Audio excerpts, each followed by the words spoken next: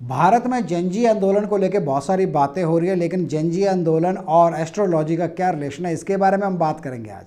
इसके अलावा हिमाचल की राजनीति में अगले साल क्या उथल पुथल होने जा रहा है, इसके बारे में भी एस्ट्रोलॉजर क्या कहते हैं, ये भी जानने की कोशिश करेंगे।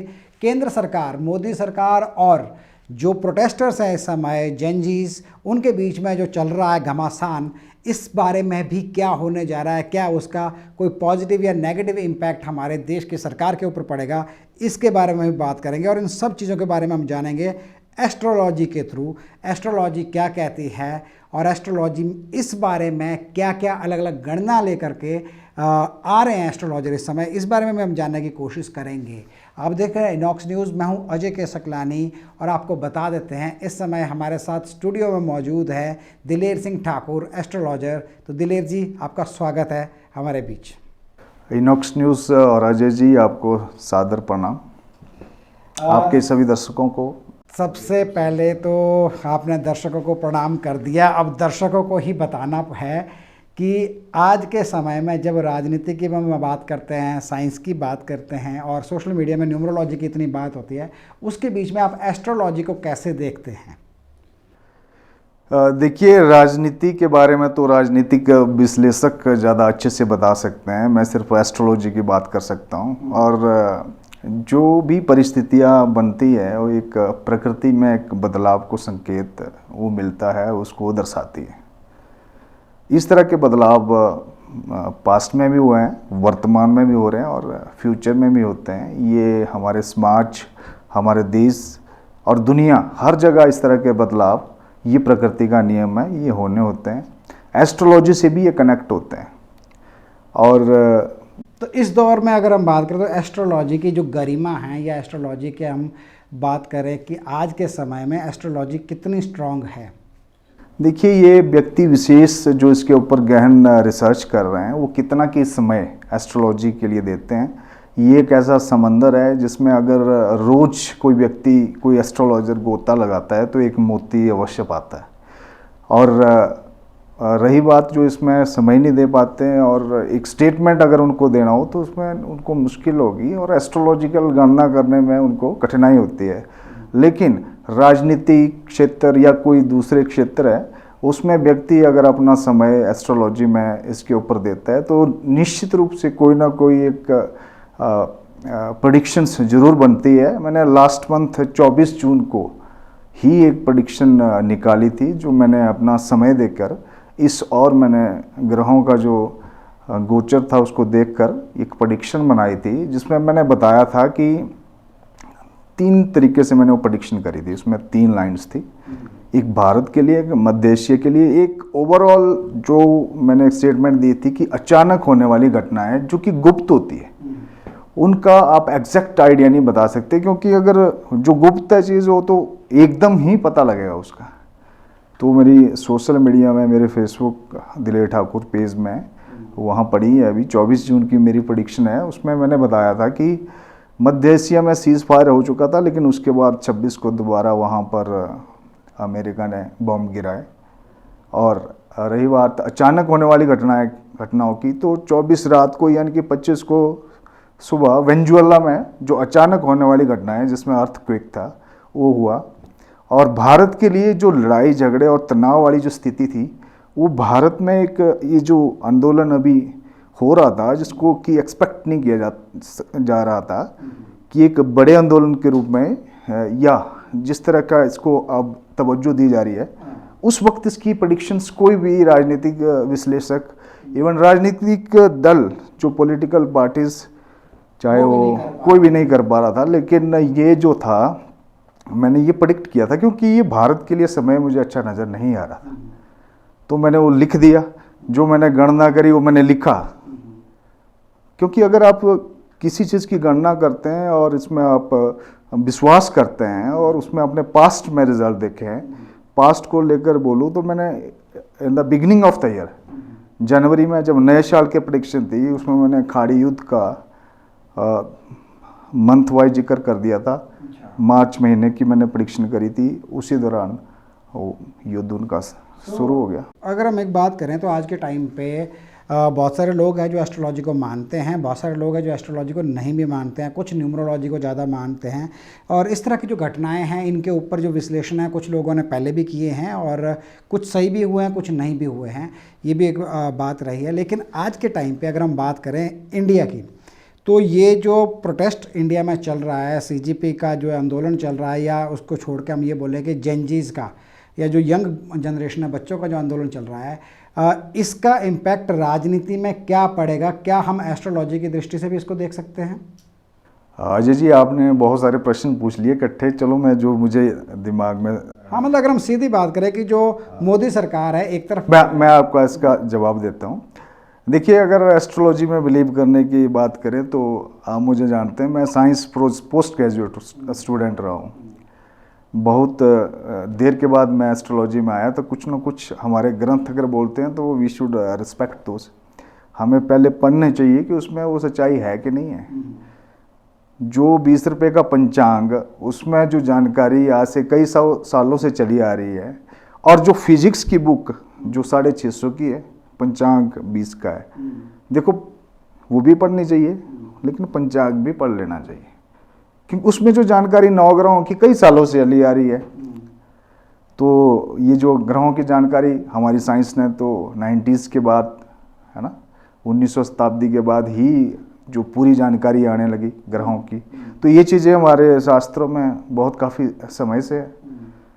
नवग्रहों की चर्चा को आज की थोड़ी है, नवग्रह की चर्चा तो जब से महर्षियों ने ज्योतिष की रचना करी तब से है। चलो हम इस पे ये बात कर लेते हैं कि इम्पैक्ट इस समय जो प्रोटेस्ट है और जो मोदी सरकार है, जो दोनों के बीच में भिड़ंत अभी चली हुई है। एक तरफ सरकार है जो अपने उस पर अड़ी हुई है, और प्रोटेस्टर्स हैं, जनजी आंदोलन है, वो अपनी बात पे अड़े हुए हैं कि हमें इस्तीफा ही चाहिए, और सरकार अपने उस पर अड़ी हुई है। तो क्या आपको लगता है कि इसका इम्पैक्ट आने वाले टाइम पे कहीं ना कहीं सरकार को कुछ झेलना पड़ सकता है? वर्तमान जो एस्ट्रोलॉजिकल जो गणना जो मेरी कहती है कि इसका इम्पैक्ट निश्चित रूप से सरकारों को पड़ेगा। देखिए, जो जनरेशन, नई जनरेशन है, ये भी जो हमारे ग्रहों का जो बदलाव हो रहा है ना, उसी की सूचना का एक प्रेरक है। जिन बातों से आप सेटिस्फाइड है, मैं सेटिस्फाई हूँ, हमारी जनरेशन सेटिस्फाई है, अगली जनरेशन उन बातों से आप उनको सेटिस्फाई नहीं करवा सकते। आप अपने बच्चों को उसी पैरामीटर के हिसाब से फिट नहीं कर सकते। उनकी सोच अलग है, समझ अलग है। ठीक है, ये राहु का युग है।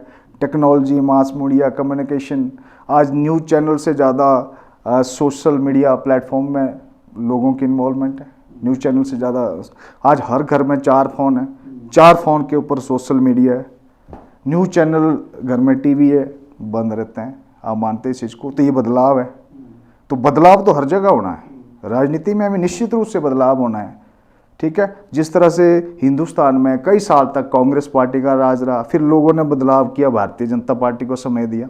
भारतीय जनता पार्टी ने का काम जब तक लोगों को अच्छा लगेगा तब तक वो ठीक है, नहीं तो इस पे एस्ट्रोलॉजी क्या कहती है इस समय? एस्ट्रोलॉजी के अनुसार ये जो वर्तमान जो मेरी गणना है, इसमें आने वाले समय के जो चुनाव होंगे उसमें निश्चित रूप से ये जो सोशल मीडिया के जरिए जो आंदोलन नई जनरेशन क्रिएट कर रही है, ये नए दलों का निर्माण करेंगे, जो कि बहुत बड़ा इम्पैक्ट जो ट्रेडिशनल्स पार्टी है इंडिया में उनके ऊपर पड़ेगा।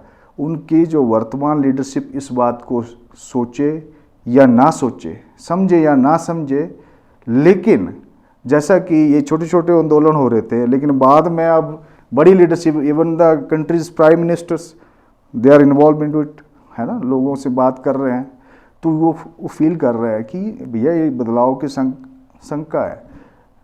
तो ये निश्चित रूप से ये इम्पैक्ट डालेंगे।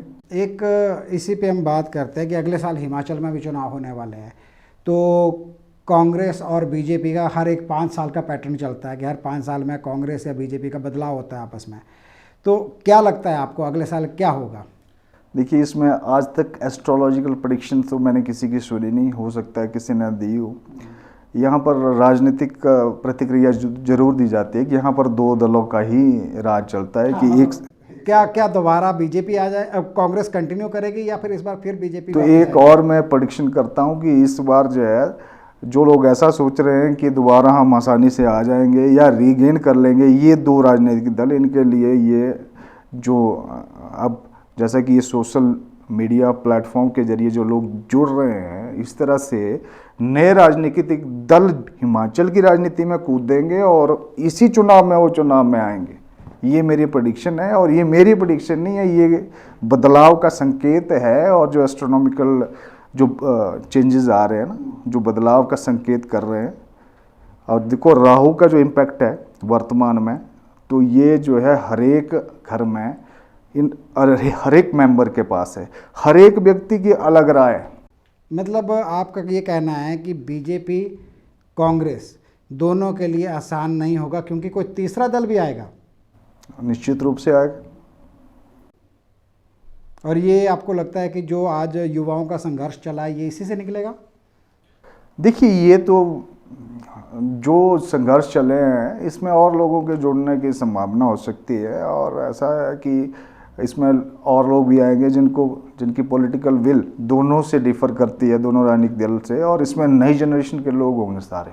अच्छा। और जो नई जनरेशन के लोग तेजी से इसमें जुड़ेंगे। इस तरह के संकेत जो है एस्ट्रोनॉमिकल जो प्रेडिक्शन है मेरी, इसमें बन रहे हैं। एक हिमाचल में सबसे बड़ी जो समस्या रही है वो है बरसात की। हर साल बरसात का समय जब होता है, कुछ ना कुछ घटनाएं घटने शुरू हो जाती है। कहीं बादल फट रहे हैं, कोई ना कोई डिज़ास्टर होता रहता है। पिछले साल भी बहुत सारे डिज़ास्टर रहे। इस साल बरसात के अभी हम बीच में तकरीबन, हम ये नहीं बोल सकते ख़त्म हो गया, क्योंकि पिछले साल सितंबर तक बरसात की वजह से बहुत सारी घटनाएं घटी है। तो आपको इस साल का क्या लगता है कि क्या कोई घटनाएं आपको नज़र आ रही है? आपको नज़र आ रहा है कि यह इस बार पिछली बार से बेहतर रहेगा, पिछली बार जैसी समस्याएं इस बार नहीं होंगी? इस बार की जो बरसात है, इसमें ये जो 30 जुलाई प्रतिपदा का जो समय रहेगा, एक इसमें बारिश के लिए ज़्यादा है। और 6 से लेकर 9 अगस्त एक ये वाली तिथियाँ ज़्यादा है जहाँ नुकसान होगा।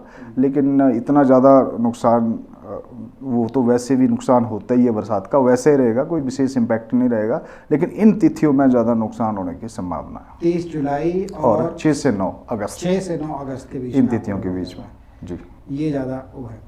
तो चलो एस्ट्रोलॉजी की अब थोड़ी सी और हम बात कर लें कि आम आदमी के जीवन में जितना बदलाव आज आ रहा है, एस्ट्रोलॉजी के हिसाब से उसके पीछे के कारण क्या है? एस्ट्रोलॉजी क्या बताती है कि क्या कारण है? एकदम से जो जल्दी जल्दी जो कुछ ना कुछ घटनाएं घटती रहती है, आज खुश है, कल फिर दुखी हो जा रहे हैं, परसों राजनीतिक उसमें उलझ जा रहे हैं, उसके अगले दिन आपस में ही लड़ पड़ रहे हैं। तो ये क्यों है? कुछ इस बारे में बता पाएंगे आप? देखिए, ये एक बहुत ही अच्छा प्रश्न है और इसमें बहुत मेरी रुचि है। और मैं चाहता हूँ कि देखिए, बदलाव तो होना ही है, लेकिन जो चीज़ें हमारे प्राचीन समय से हमारे ऋषि मुनियों ने हमारे संस्कारों में पिरो दी, वो उन्होंने हमें किसी तरह के किसी उपाय करने की कोई ज़रूरत नहीं छोड़ी है। वो जो उपाय है हमारे रिश्तों में समेट दिए। देखिए, 9 ग्रह है, 9 के 9 ग्रह हमारे रिश्तों में समेट दिए, जो बिखर रहे हैं आज, उसी की वजह से तनाव है। आज की तारीख में हर एक व्यक्ति जो दुखी है अपने रिश्तों की वजह से। तो मैं ही चाहता हूँ कि जैसे हर एक चीज़ का उपाय ग्रहों से करते हैं, तो रिश्तों से कैसे करते हैं, एक जनरल आम जनता में मैं फिर से ये चाहता हूँ कि लोग इन रिश्तों को अपनाएं। जैसे माता की सेवा करने से चंद्रमा की स्थिति बहुत अच्छी है। माता ही नहीं, माँ समान जितनी स्त्री हैं, उनका आशीर्वाद लेने से चंद्रमा भी मजबूत होता है। अगर पाँव छू के आशीर्वाद लेता है तो उसकी कमर झुकती है, और कमर केतु का निशान है, तो केतु भी अच्छा होता है। आज की डेट में कमर लॉक हो गई है लोगों की, सिर्फ घुटनों तक पहुँचते हैं। थोड़ा फ्लेक्सिबिलिटी चाहिए, बिल्कुल। तो घुटने जो है शनि के हैं, केतु जो है वो पाँव हैं, तो पाँव तक झुक के आशीर्वाद ले। पिता सूर्य है, दादा बृहस्पति है, मंगल ताऊ भाई, शनि चाचा है। इस तरह से राहु ससुराल है, नाना है, केतु हमारा पुत्र पोता दोता भांजा, ये केतु से देखे जाते हैं। तो ये जो रिश्ते हैं, अगर जैसे इनमें से एक भी आप किसी की, मतलब सारी रिश्तेदारी एस्ट्रोलॉजी का पार्ट में आती है कहीं ना कहीं। अगर आपके पास करोड़ों की संपत्ति है लेकिन माँ से आप दूर रहे, माँ से आपकी बातचीत नहीं है, माँ का आप निरादर करते हैं, तो वो संपत्ति भी खत्म हो सकती है, आपकी मन की सुख शांति भी खत्म हो सकती है। आप स्ट्रेस, ये तनाव, डिप्रेशन, ये सब चंद्रमा से रिलेटेड है। चलिए, हम आज का सेशन यहीं ख़त्म करेंगे, ज़्यादा लंबा नहीं खींचेंगे इसको। और आप लोगों को बता दें कि हम बीच बीच में सेशंस करते रहेंगे और जानते रहेंगे दिलेर सिंह ठाकुर जी से कि क्या क्या स्थिति है अलग अलग समय पे और क्या चल रहा है। तो आज हमारे स्टूडियो में आने के लिए बहुत बहुत धन्यवाद आपका। धन्यवाद राजू जी।